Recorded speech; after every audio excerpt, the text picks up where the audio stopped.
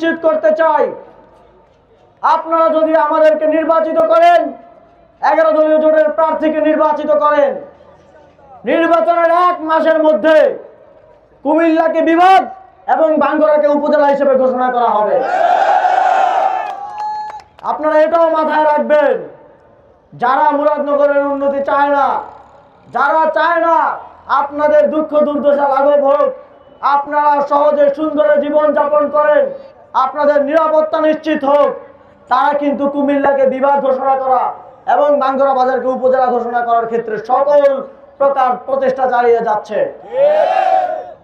আমাদের শঙ্কা রয়েছে, যদি তারা কোনোভাবে এবারও আগের বারের মতো কেন্দ্র দখল করে নির্বাচিত হয়ে আসতে পারে, মুরাদনগরে যত কাজ আমরা শুরু করেছি, যা তারা 5 বছরে 5 বার নির্বাচিত হয়ে 25 বছরও পারে নাই, তা আমরা 15 মাসে করেছি, সেই সকল প্রক্রিয়াকে আবার বিনষ্ট করা হবে।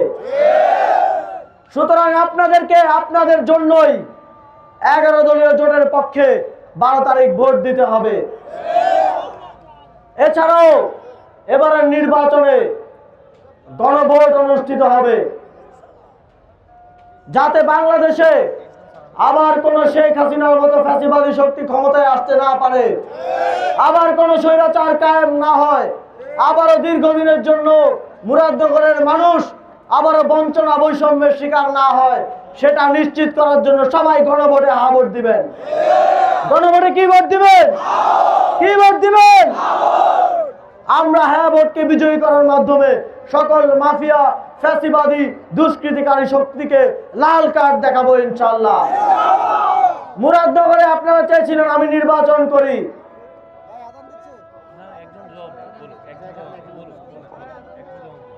আমি নির্বাচন করিনি, আপনারা কষ্ট পেয়েছেন আমি জানি।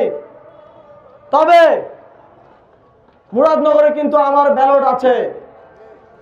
মুরাদনগরে আমার ব্যালট, আমার মার্কা হচ্ছে দাঁড়িপাল্লা, আমার প্রার্থী হচ্ছে ইউসুফ হাকিম সোহেল ভাই।